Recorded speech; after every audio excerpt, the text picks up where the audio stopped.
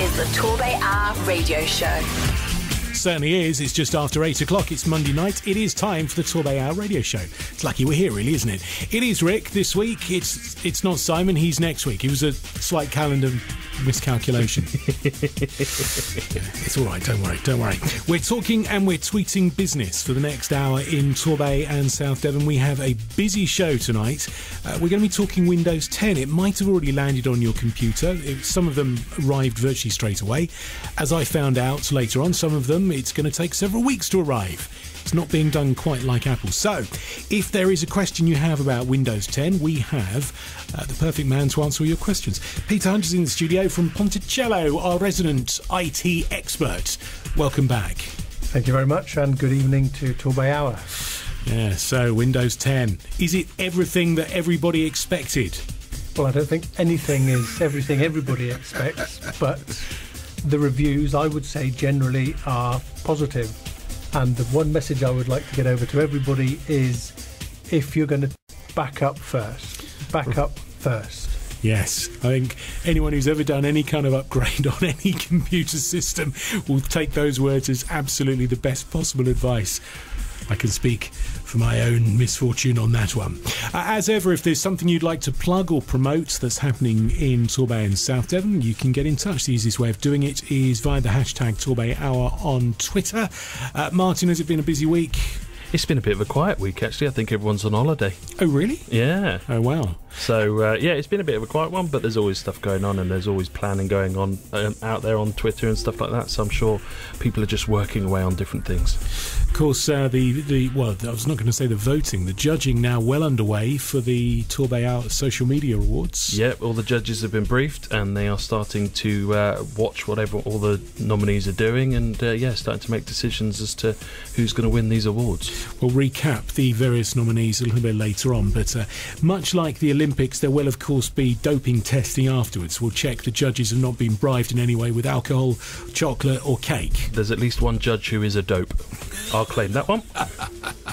Very good. Now, as ever, we have our account of the week, and this week, something quite innovative. We're talking pop-up shops. Pop-up shops with Liz Edwards. No relation. Good evening, Liz. Hello. Hi. Hello. So, pop up the high street. You're a pop-up shop. We will be, yeah. Right. Now, did I see from Twitter that the opening is this weekend? No, our opening is the August Bank holiday. Oh, right. I was at another pop-up shop that was opening today. Okay. Now, the pop-up shop is a relatively recent phenomenon. Can you describe it for anyone who doesn't know what they are? Yeah, so they come in different guises. And ours is going to be, we've got a shop on Union Street T, and we're just in the process now of doing that up. And what will happen is there's 4 spaces in there, so we're looking for people who want to have a trial at retail and see if it's for them. So they can apply to us, and if they get through the vetting system, which is quite simple, they can have 2 to 6 weeks in the pop-up shop. And it's only costing £30 a week. It's a nominal amount that we're charging, so it doesn't cover costs, but we got funding from coastal communities, so we're able to sort of absorb the rest of the costs ourselves. Right. Yeah. So these are basically their shop units which haven't been able to be let for whatever reason, or they've been vacant for some time, which it's a way of getting people into the shops and giving new businesses a chance to see how it goes. That's right. So it was an empty shop. It used to be Game Station, and we've taken it out, so we'll take the lease on. It's one shop, and in that shop there'll be up to 4 tenants in there, each with their own little business. So they've got support from each other, and obviously they'll get support from business advice from us as well at the TDA. Well, for 30 quid a week, it's a no-brainer, really, isn't it? It is, yes. It's free utilities, Wi-Fi, and everything included in it. Oh, wow. So how does it work in terms of shop fitting and things like that? We've had somebody come out and do sort of a design for us, and we're now going to have it fitted out with movable sort of units that people can use. We've tried to make sure that it's as flexible as we can be, because obviously we don't know what sort of businesses will be coming in. Of course, yeah. So we've got sort of display pieces that we can actually take out if they've got their own and don't need it, or if people are coming in, with lots of products to sell but no display units, then they can have the use of ours. So, yeah, we've tried to make it as flexible as possible for them, and they each get sort of a quarter of the shop. Wow. For their own, so... this could be as diverse as someone doing sort of home craft. They could be doing honey making, for sake of argument, or it could be through to artists, pretty much anything where you want a retail sort of front end. Yeah, definitely. We can't do food, unfortunately, when you mentioned honey. Okay, right. Just because it would be too complicated if there was other businesses in there. So not food, but, yeah, anything, more products and services. But, yeah, lots of different things. People are making bags. We've had fused glass people interested, artists. So, yeah, as long as it's legal and not food, we're quite happy. So what are the restrictions? So is there a time restriction that someone's allowed to be in there for, or is it just the duration of the project? It is. The project runs for 18 months, and they can have between 2 weeks to 6 weeks. So the idea is it is just a taster, but hopefully they'll go away, get support from us, and look at what they've learned, what their next steps are going to be. On that point, is there a chance for them to learn, obviously, from yourselves in terms of the other things? Because obviously taking on premises is the biggest cost really you're going to have, unless you've got loads of staff, isn't it? But it is. I mean, what we hope that they'll do is we go back and we'll support them after they've been in the shop, so they can look at things like cash flow, the realities of what they could afford in rent, and if there are places available at that price to rent. And, of course, there's nothing to stop them teaming up perhaps with people they've been already working with to set up their own pop-up shop and, that sort of thing in the future. So it is. It's open support. We'll just learn as we go along. So whatever support they need, if they just want to look at their online business, we can help them with that. But if they're looking for units, we can help them with that as well. How would you deal with, this is just me, my mind wandering off now. How do you deal with phone lines? Because it takes longer than that for a phone company to think about coming out and doing it. A phone line as in with the shop? Yeah, is there like one number for the whole shop and then you just say, oh, there's a call for you, Jim, or whatever it is? Yeah, we won't have a shop, but there is free Wi-Fi. Right, okay. So, so they won't, but, most people of today have got, mobiles, I guess. Smartphones, and that's it. And obviously they take their own payments. That might be cash or it might be, PayPal or something like that. But they're responsible for managing their own little unit for while they're in there. It's a great way of learning, isn't it, really? It is. It's a great opportunity because, the risks are very low. They've just got to pay for the number of weeks they want the shop. Yeah, well, it's virtually a risk-free, I'd say, really. It is, that's it. You've got, I suppose, if you've got a quarter of a shop, you could probably take 2 or 3 people with you at a max, but it's great. I love the whole idea, I do. And if nothing else, what it means is that there isn't just a blank whitewashed shop face as well. No, that's it. It's opening. The one I went to in Brixton today is run by a group of artists. The shop looked amazing, and that, again, it's been an empty shop, so it might be the way forward.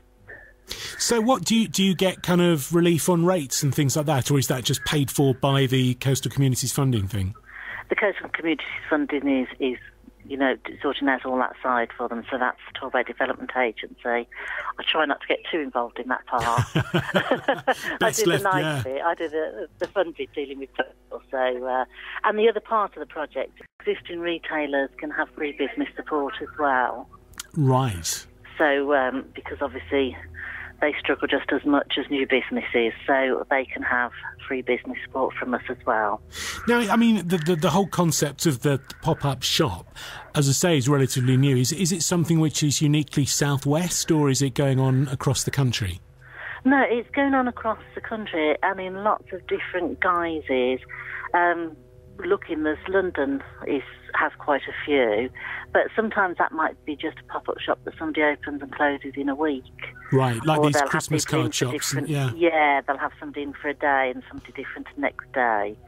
So, but one of the things we're looking at is different, forms of pop-up shops. So again, if somebody wants to set their own up, we can give them some of the options and they can look at what is the best method for them. Because there was one in Exeter, wasn't there, recently, quite high profile, that was basically a cafe for playing board games you used to play at school and stuff like that. Yeah. I hadn't heard of that one. I know there was one in Chard as well. So I think it's, it's this next big thing, as they say. But it's certainly, it can be adapted to suit. I mean, I think it's a great idea because, as I say, it brightens up the high street and you've not just got another chain. It gives people a chance to learn on the job, basically, without taking too many risks. That's right. It's just a cracking idea. It's good for visitors and the people that live in Torbay, because they're going to get to see new exciting businesses. Some of the people I've already seen, they've got lovely, stuff that sometimes you don't always get to see what it's like when it's on the online business, but there's some lovely ideas coming through, so we're really excited. So give us some teases then, without necessarily naming people. What kind of things are already saying they want to come in? We have got some soft furnishings, a couple of different glass ideas, a couple of artists, canvases, things like that. So yeah, it's quite exciting. I've got somebody who I'm hoping to meet soon that has actually designed a brand new product that hasn't been out in the shops yet. So yeah, that's made in Torbay and a first for Torbay, so that'll be good. Right, so the important bits then, how do people get in touch with you and how do they express an interest in getting part of this unit? If they go on the Torbay development site under projects and pop-up shop is there, and they click on that and they can apply, they can email me direct, liz.edwards@tedcltd.com, or they can call my mobile, which is 0777 197 4565. Liz, you're a star. Or they can Twitter me as well. Of course, without which we wouldn't be here. Or tweet me, yes, definitely. Indeed. It's been fantastic. So brilliant, Liz. Very best of luck. So the opening date again in Torquay is? We're planning for the Saturday the 29th. So we've got the Fringe in Torbay, and it's a bank holiday. So we thought that would be a really good, time. It's going to be busy. It's going to be busy. And lots going on. Excellent. Best of luck, and good luck to everyone taking part in it. And we look forward to coming and doing our Christmas shopping. Just that we can get Christmas presents that no one will have ever seen before. That's right. It's a first. That'll be unique. And all Torbay-based businesses as well, which is great. It's the most important thing. Liz, thank you very much for your time. Brilliant. No problem. Thanks a lot. This is the TorbayHour radio show. Certainly is. We talk and we tweet business every Monday night. Now we're talking Windows 10 tonight. It was released in a blaze of publicity, and then it felt like nothing was really happening straight after that. Seeing as we have our IT expert, Peter Hunt, in the studio. Peter, I thought I'd take you back. We've got some headphones. We need some headphones for Peter at this point. There you go. Whack those on. We have a trip down memory lane for you here, just to see if you remember some of these. Oh, do you remember that? Oh, Windows 3.11. Yes. Oh. 95. Oh, very good, very good. Oh. Now, see if you can get this one. Ooh. Tricky one. No, that's news to me. Server 4, that one. Oh, it's a big one. Ooh.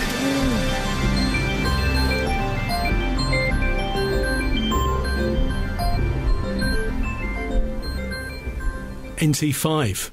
I have to point out, only Rick could get excited about startup tunes. Look at that. Look on your face. That was one no one ever heard. That was Millennium Edition. Oh, what was it? Oh, this. Oh, now that could have been 2000 Neptune, which I'd never even heard of, or ME. Oh, look at that. That was ME as well. Now get this one. This is a big one.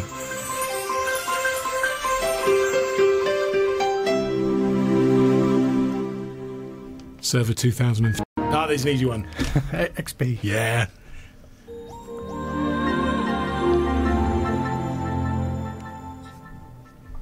I'd never heard that one either. I don't know where it came from, but Vista. And then we finish up as we close down Windows 7. Ah, with a little bing. So there you go. Trip down memory lane Windows style. And here we are, arrived at Windows 10, which didn't start with any noise at all. It started with no noise. I'm saying that there's no fanfare. There was no big thing. It just started. There you go. That's the new noise. Peter, can you summarise? Now, Windows 10, now, the raison d'etre, if we're going to get posh about this. Windows 8 was rubbish, wasn't it? And Windows 8.1 was just a fix of rubbish. Yes, yeah, you can almost think of Windows 8.1 as being Windows 9, which brings us on nicely to Windows 10. Why did they not bother with a 9? Well, I think Windows 8.1 was 9. Oh, right, okay. In anything by any other name. I never used 8. I used 8.1 and just hated it. I mean, was the intention that it was going to be like a single thing? So whether you had a phone, a tablet, or a PC, that you were going to use one operating system, and it would be completely transparent across the lot. Yes, that was the idea, and that is exactly what Microsoft is saying about Windows 10. That it's a ubiquitous operating system on the PC, on the mobile, on the tablet, and even on the Xbox. So across all platforms, one operating system. I mean, Sony kind of tried this, didn't they? Across their TVs, the DVD players, and on the PlayStation. It's like kind of one style of user interface. But was this the first time? Because, I mean, obviously Apple make a big deal, you know, the iOS software, which is the same on the pad and on the phone. It's similar, but not quite when you use an Apple computer, isn't it? Well, people like similar things. They like to know and get to... The knowledge is easily transferable between devices. What people don't like is the frustration of having learnt Windows on one device only to find that it's all completely different on the new device, on the phone or on the tablet. And the idea with a ubiquitous operating system is that doesn't happen. It's the same bells and whistles, the same buttons, same actions to take, get you to the same result on all your devices. I mean, I kind of get the concept, but so much of Windows 8.1, and I'm guessing 8 as well, seemed to revolve around the fact you had a touchscreen, and that all of a sudden touchscreens suddenly became the norm, didn't they? People were buying touchscreen, whether it was a laptop or whether it was tablets or even, you know, full desktop PCs. People were being encouraged to reach out and touch their screens, which... for me, didn't really work on a kind of laptop. I don't have a touchscreen laptop. Mine's sort of many, many years old. But it didn't really work. Well, again, this is because it was meant to be usable on all devices. So most mobile phones, not all, but most, have a touchscreen. Most tablets have a touchscreen. Some laptops and very few PCs. And I think that's going to change as we go forward, because... some of the features that are built into Windows 10 rely on sound and vision, which are native to your mobile phone, but not so much to the desktop. You know, many screens don't have touch, they don't have cameras, they don't have microphones built in. So who's really driving software development here? Is this Microsoft actually saying this is what we want? Or are hardware manufacturers turning around and saying, look, we've got some great new funky toys. Can you design something that will utilise it? Because touchscreens, I mean, we're lucky this is a touchscreen here, but actually it's completely pointless because none of the software is actually designed to run with a touchscreen. So, you know, Microsoft come up with these great ideas. And, you know, I've been having great fun playing with Windows 10 so far, but I can't find any of the toys which have got any kind of business benefit. It's great fun to play with. Well, that's a very good point, because at the end it's all about productivity. That's what matters to us, or certainly to businesses. And I think there's a little bit of wishful thinking, perhaps, and a little bit of the horse before the cart. But I think the technology is certainly there, that you can go out now and buy a new monitor which does have built-in sound, it does have recording, it does have a camera. So it has the same features that you'd see on the tablet or on the phone, and they are compatible and can be used by Windows 10. So I think, you know, it's a bit of both. And we're not getting on the PCs, because the thing with the PC is it's always been, I mean, I've tended to build my own because I'm a bit of a nerd like that, and I kind of like to say I'd like much more memory than is standard, and I'd like a graphics card, and I'd like a posher sound card, and I really like the look of that case, so I've tended to build them up. But if we're going down the route of everything is all in one box, we've effectively got an Apple. Well, maybe, but don't forget what we were just saying there is that you can, the choice is still yours. Often in a business environment at work, we don't have sound. We're not supposed to be listening to the radio on the PC. We don't have cameras sometimes, but the fact is that they are there. They're not particularly expensive either to add those things into a monitor, which is the obvious place to have them. So you've always had the choice of having sound on a monitor, speakers built in. Now you've also got cameras built in and microphones built in, so you can fully interact with Windows 10. And people might be interested to know that one of the interesting features of Windows 10 is facial recognition. So imagine that you go for a coffee at work, you've got a camera on your monitor, you sit back down, Windows 10 recognises you even though it's in sleep mode and the screensaver's on, and it logs you straight in, just as it used to do perhaps on the laptop when you used fingerprint recognition. So that's quite a cool feature, and it doesn't take very long to customise and get that working. This is one of those things, actually, I'm paranoid. Maybe I've got this conspiracy theory built in that as soon as you hear that, you're then thinking, well, hang on a second, it's now sent that information back to Microsoft HQ, so they know exactly where I am and what I'm doing and who's logged on and who's not logged on and so on and so forth. What is, or are there kind of security things to stop that kind of information being shared?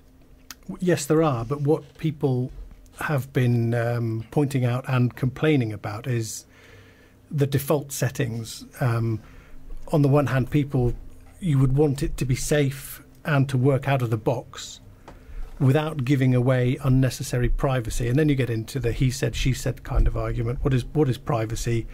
What data is it legitimate for them to take from you? For example, your location, as you just said.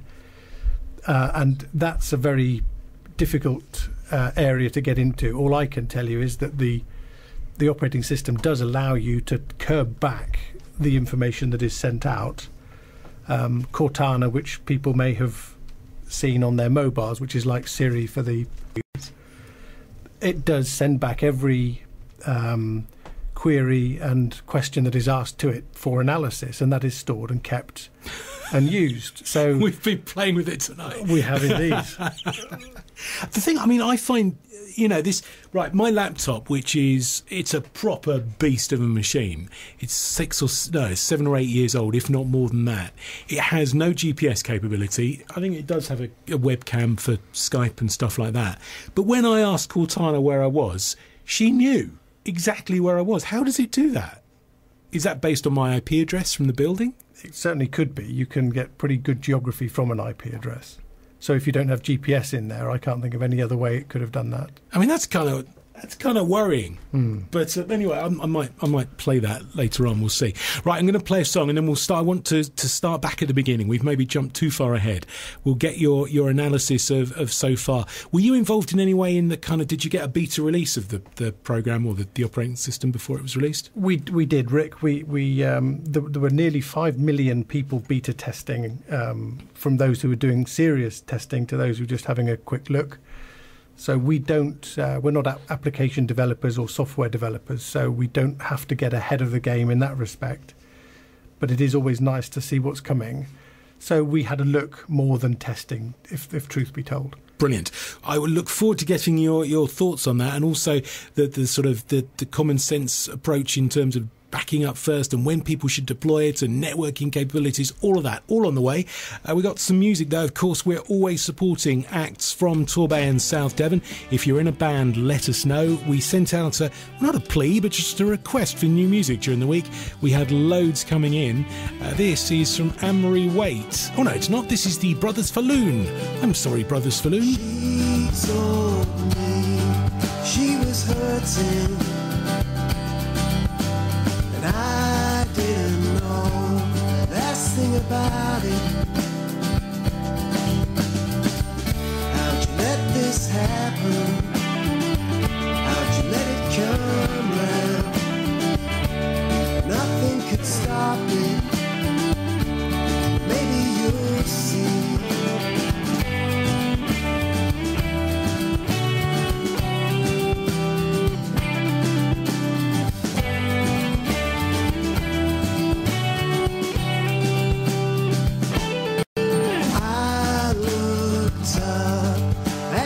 Window, you gaze down curtains. How could it happen? How did it come round? No one could stop it. Maybe you'll see. One of these days you'll find the strength to go on. One of these days,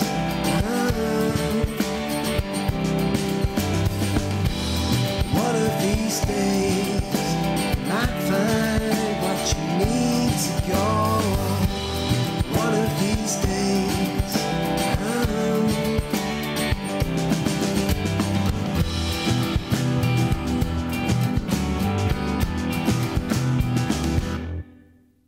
I took leave for a moment.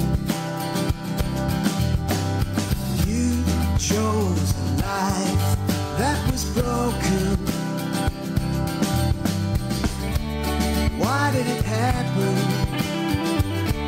Should it ever come round? Never could stop it. Maybe you'll see. One of these days, you'll find the strength to go on. One of these days,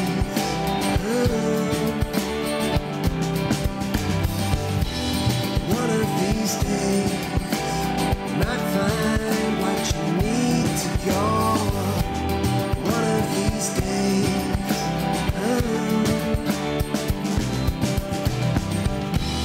one of these days, you'll find the strength to go on. One of these days,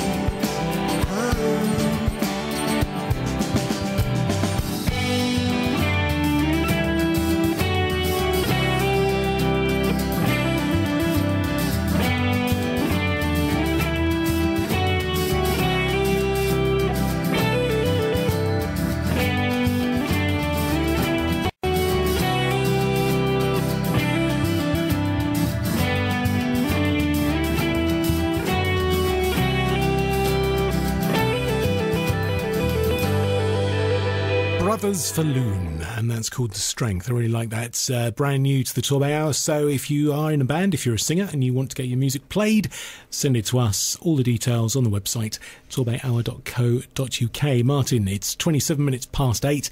It is the Torbay Hour radio show. Thanks to the Babakim Inn for their continued support. Who are tweeting tonight? They are tweeting tonight. Welcome along, Babin. At Babin. Give them a follow, because they are wonderful supporters of ours. And Brilliant. They can't make it every Monday because they've usually got their quiz night on. So, make sure you say hello tonight.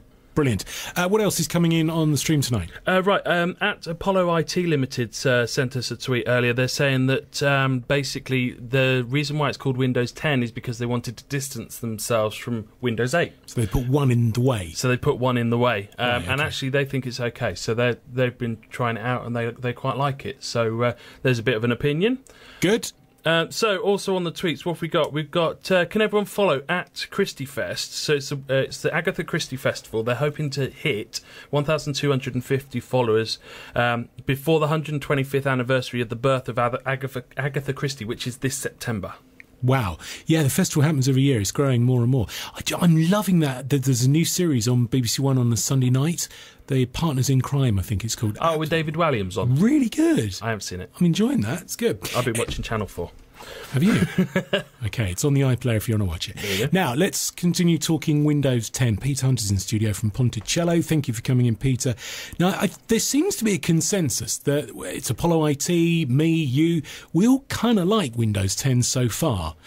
Can you go back to the starting point? When you first started using it as either a beta play or now using it for real, what are your first impressions and what are your conclusions?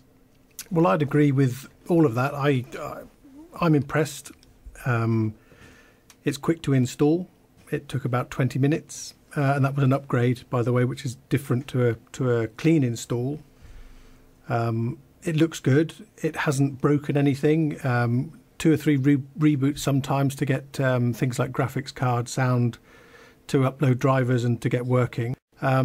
But I think it's been warmly received, and nothing bad to say about it. But I do think from the listener's point of view, the important thing is that you have control, that it's something you do when you're ready to do it, and it's not something that happens when you don't want to, or because you accidentally clicked a button. So that's the important thing for me.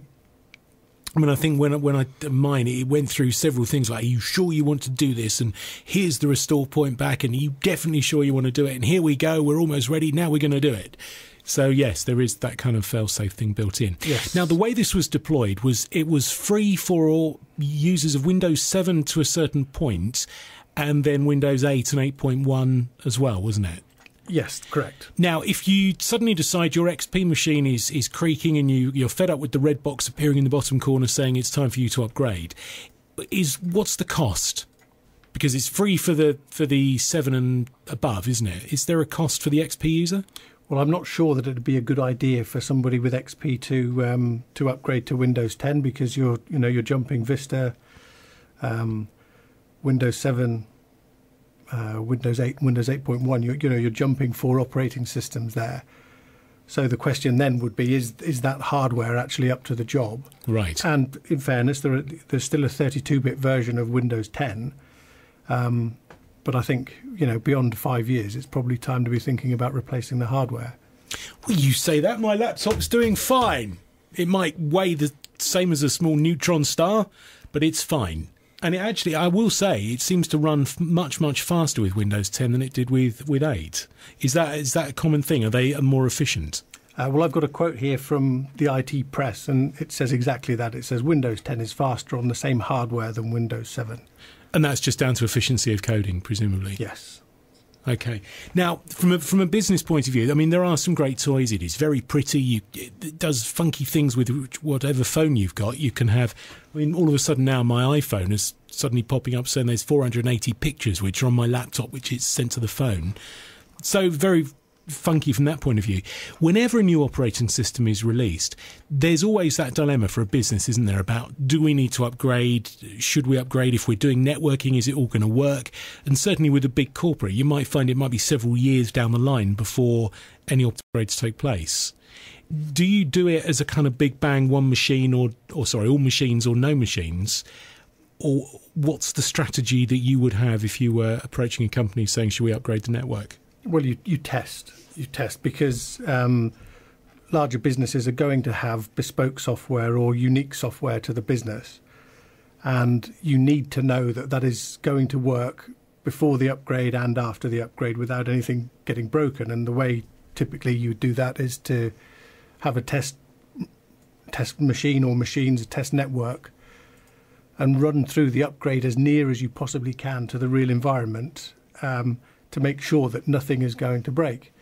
And from our experience, I think we've tested a fair number of the common applications that are widely used. Accounting software, none of that is broken.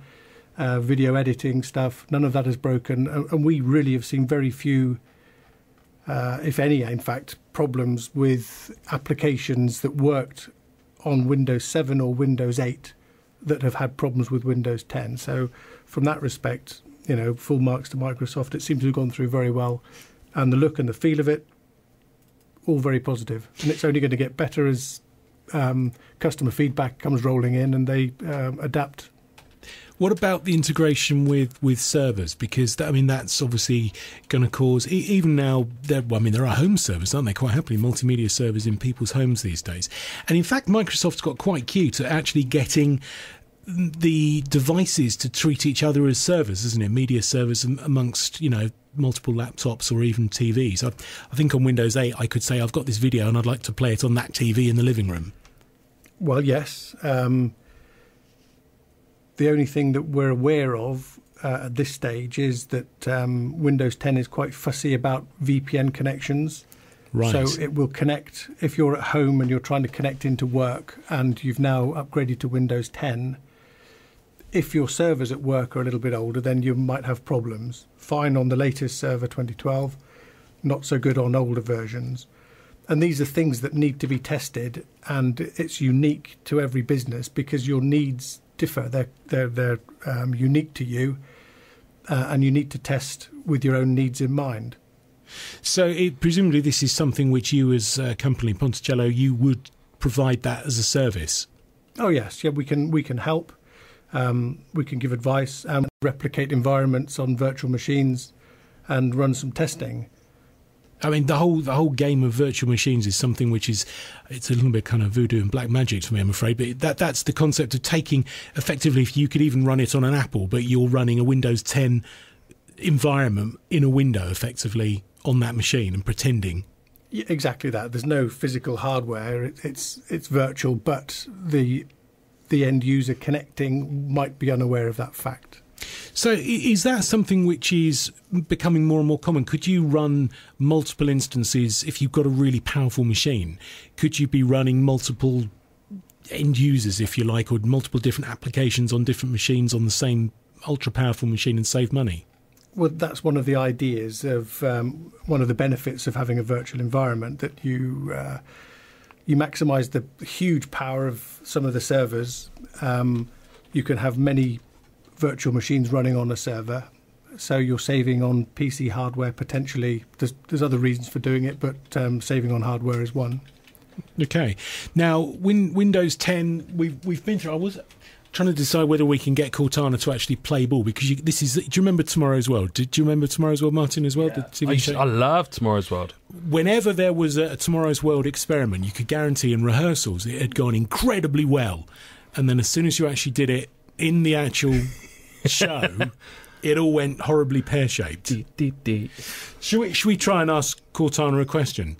Yeah. See, now, because the reason for this is the speech recognition. We were talking about how the interface is there now, changing. We've got touchscreen, we've got speech, we've got the camera and stuff like that. Speech recognition used to be absolutely dreadful, didn't it? And times when you got speech or voice dialing in a car phone and you were shouting at it, "No, I don't mean Dave, I mean Frederick." And it could never understand the difference, and I don't know what it is. But they have actually done fairly well with this. So let's try. Okay. Now, we should have got this. Oh, Cortana. Cortana, where am I? You're currently at 18 Edith Gardens in Surbiton. No, we're not. See, there you go. That is the Tomorrow's World moment. Siri, where am I? You're on 19 Close, Newton Abbot, England. That's closer than yours. It is. Let's try again. Cortana, where am I? This is fun for everyone at home, isn't it? You're at Bradley Lane in Newton Abbot. There you go. So it does kind of work, if you're lucky. Now, speech recognition, there are applications way beyond just asking Cortana where you are or what your name is or whether you're cute or whatever we were playing around with earlier on. In terms of accessibility and thus opening up the workplace to people with disabilities and things like that, as speech recognition gets better, and indeed if it's really going to recognise you, how long before it can recognise sort of mouth movements to recognise speech that way as well? It does. Was going to say it was a game changer. It's not quite a game changer yet, but we're getting closer, aren't we?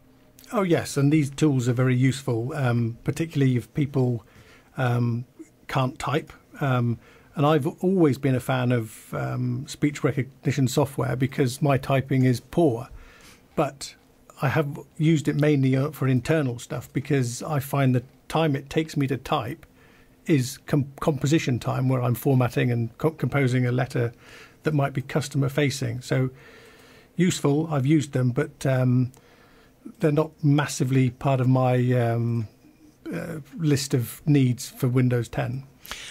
Are there things which were on 7? I mean, I'm a huge fan of 7. 7 has been the most stable operating system I've used. It just generally works. And I'm hesitate before saying it, but I've never had that blue screen of death with 7. Is there anything which they've taken off of that to release this? Not sure. The things, I've got a list of pros and cons. And on the cons, we've got the VPN client that we just spoke about. And also for some businesses, you're going to have to be more careful with allowing patches and how to get those onto the network. You don't want patches willy-nilly updating and rebooting and things like that. That's changed a little bit, so a little bit of care is going to be needed there. Now, one of the things which I've noticed with it is that pretty much anything you do, even if you want to play solitaire, it demands that you go online and sign into a Microsoft account. Now, I haven't had a Microsoft account because I've never had any need to have one. But why is there this obsession? Obviously, we're all using the internet all the time. We're using it right now. But why are they obsessed with you signing into everything? Well, there are all sorts of reasons, but one is if the operating system is ubiquitous between devices. Imagine you're playing, say, a game of solitaire, and you finish at work and you want to carry on when you get home. If it's synchronized, then it could be a document. It could be any, I say Right. solitaire, but it could be any number of things. But you finish on one device and you can pick it up on another one at a different location. So finish at work, pick it up on the mobile, on the palm top, on the laptop at home, because it's synchronized through the cloud, through your account. Now, presumably it's going to be the same as with Apple, where they say you can have so much storage and then actually we'd like to charge you a few quid a month to look after your data. Well, yes, but some of the storage allowances these days, you're talking terabytes in some instances. Really? Oh, yes, yeah. Because I think my iPad gives me about 5 gig. I think that's as much as Apple will give away, but I'm not sure how far it goes. But anyway, so potentially, I mean, cloud-based computing, cloud-based storage is probably the future, isn't it, I guess? I think so, definitely, because as the communications, the comms, the broadband connections get faster, then it's easier to use. You can use more of it. So, yes, online storage is becoming... And therein lies the problem. Yes. Broadband connectivity. Oh, yes. We will play another song and we will come back. This one is, Anne-Marie, wait, it's Speak Slowly. Speak slowly. Speak softly. And be kind to yourself. Speak gently. Speak with empathy. When you have those little words we said. Speak slowly. Speak softly. And be kind to yourself. Speak gently. Speak with empathy. When you have those little words we said. Have a little word with yourself when you're feeling blue. Have a little word with yourself when you're angry and the world's against you. When you clear your mind and through the mist you see the view, let your words be the only words that guide you. Speak slowly. Speak softly. And be kind to yourself. Speak gently. Speak with empathy. When you have those little words we said. Have a little time to yourself when you're got and confused. Have a little smile to yourself when you find the strength to push on through. When you finally make it and throw your hair back and look at the sky, let your words be whispering words. Oh, thank you. Let your words guide you. Let your words free you. Let your words shine a light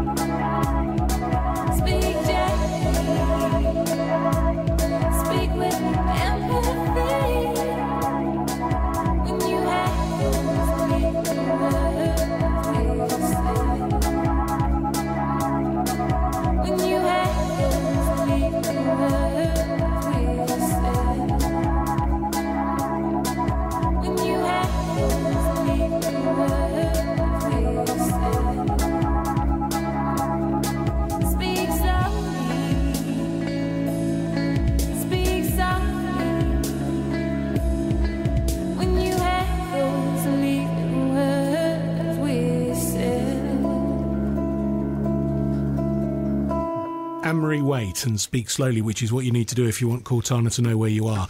We're talking Windows 10 tonight. It's the TorbayHour radio show. Thanks to the Babacom Inn for their continued support. Just after 8:45 already. Martin, tweets flying in. Yeah, loads coming in. Devon Pixels were on earlier. They've got a video about how to use social media effectively with an iPhone. So, you know, if you're still getting a bit stuck, you're still struggling a little bit, then check out that video.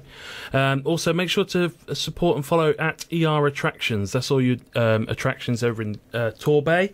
And, you know, wait for a bit. Don't go now because all the grockles are there, but go, you know, in the winter months. And it's really quiet and it's lovely.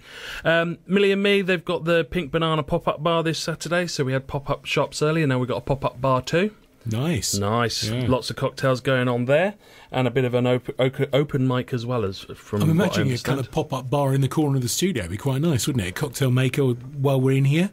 Why haven't we done this already? Before? Yeah, it's ridiculous. Your man cave is rubbish now.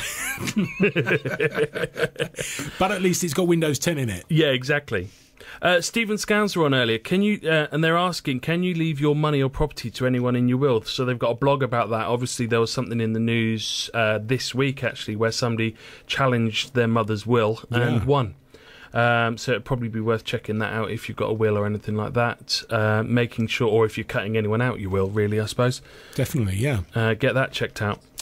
Now, Windows 10, we're talking... I've just realised, actually, we got examples of various different operating systems around me here. We've got a 10, we've got a Vista, we've got... That's an XP as well, and we got some Apples lying around too. So, now, a question actually came in, didn't it, in terms of can we upgrade from Vista?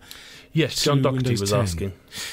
Peter, upgrading from Vista, is this too much of a step change? Obviously, it's not part of the free upgrade, but technically, can we upgrade? Well, again, that would depend on the hardware. The upgrade, probably not. You can. There's a difference between a reinstallation and an upgrade. An upgrade takes all your existing settings, turns it from the old operating system into the new one, keeping everything intact. A reinstallation is where you wipe everything, start from the beginning again and reinstall clean. Vista, I don't think there's a guaranteed upgrade path. You can try it.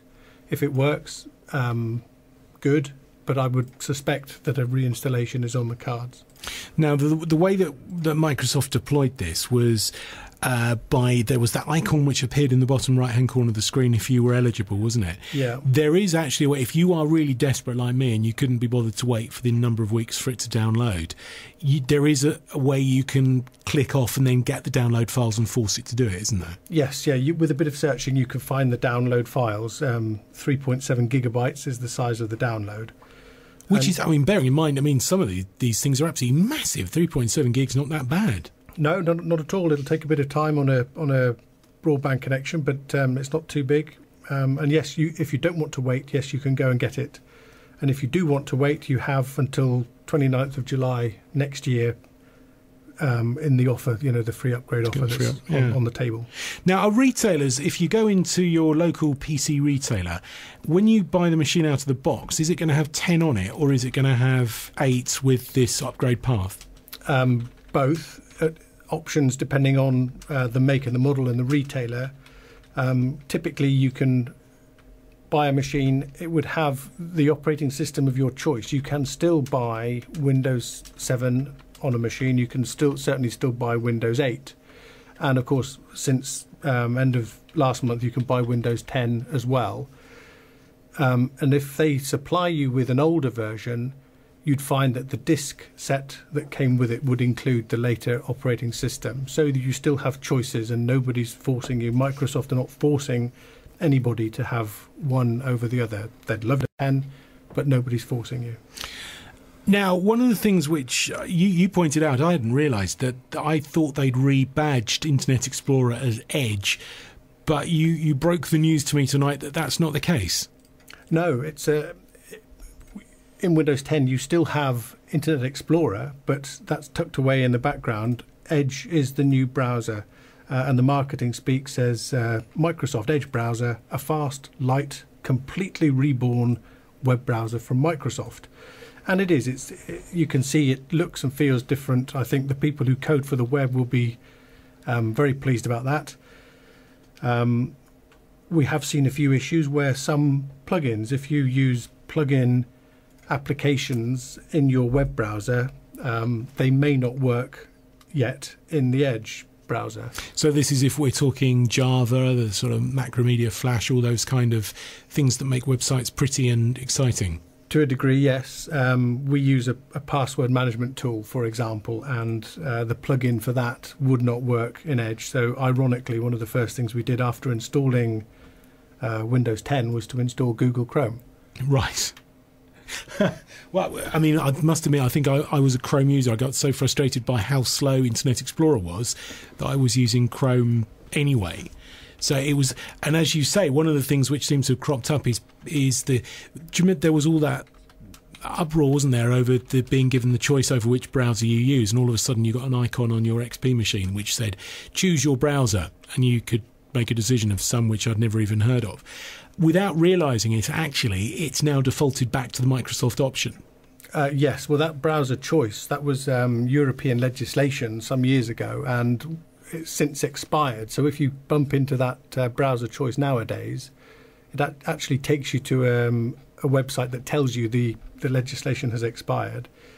But one thing to watch, folks, if you do upgrade, is that your default browser, if you were a Firefox user or a Google Chrome user, when you upgrade to Windows 10, your default browser will be the Microsoft Edge.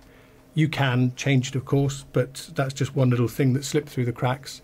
And yes, Google Chrome and Firefox are rather miffed at Microsoft and are voicing their concerns.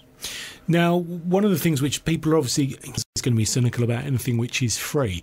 Microsoft have gone to great lengths to say this is actually free. We're not going to suddenly start turning around. Presumably now, bearing in mind this has all come down offline, there is such a drive for you to do everything you do online. Office 365 is an online based thing really as well. They could turn round theoretically and pull the plug in a couple of years' time and say, actually, we don't really want you to use that anymore unless you start paying us a tenner a go. Well, in the long term, who can say for sure? But there's competition out there. That's the thing. That, you know, they're not the only show in town, and people do have choices. And it's the market that leads everything. Microsoft want us to buy their products, and they most of all want to retain their customer base. So they're not going to do anything that's going to outrage people, I don't think. And, you know, Apple's share has grown over the years. It's bigger now than it's ever been. It's a bigger company even than Microsoft, I believe, at this moment in time. So there's certainly competition out there. How much of this, I mean, obviously you're not speaking on Microsoft's behalf, how much of the giveaway of this is all about rebuilding bridges with customers that got annoyed with the 8 and 8.1 situation? Hard to say, but I think a lot of it is marketing. They're doing it for their own reasons. They'd be very well researched reasons. You can see on various websites the worldwide uptake of different operating systems. You can see the market share that Apple have over Microsoft, who's using Windows XP or Vista or 7 or 8, because those things are visible when you visit the web. So it's quite easy for the trends to be reported. The uptake of Windows 8 was not great, and Microsoft are very keen, I think, that Windows 10 gets a better uptake and they can make publicity of it. So they've rather hit you with that little icon at the bottom right, the GWX stands for Get Windows 10 icon. They're hoping people click, they're hoping people upgrade, and it's all about popularity and marketability. They've got some great advertising if they can say that it's the best ever, the fastest ever, the quickest uptake. So I think there's reasons there that they'd give it away. And obviously the main thing which people, it's funny, isn't it, how we get so used to the start button, the fact that it wasn't there in the same way in Windows 8 really confounded a lot of people. I mean, I know it drove my mum and dad mad because they were so used to seeing that start icon. It is back now to a certain degree, isn't it? It's the new Windows squarey logo, but it's back. But when you press it, you do then get that annoying kind of tile frame approach they want to go with.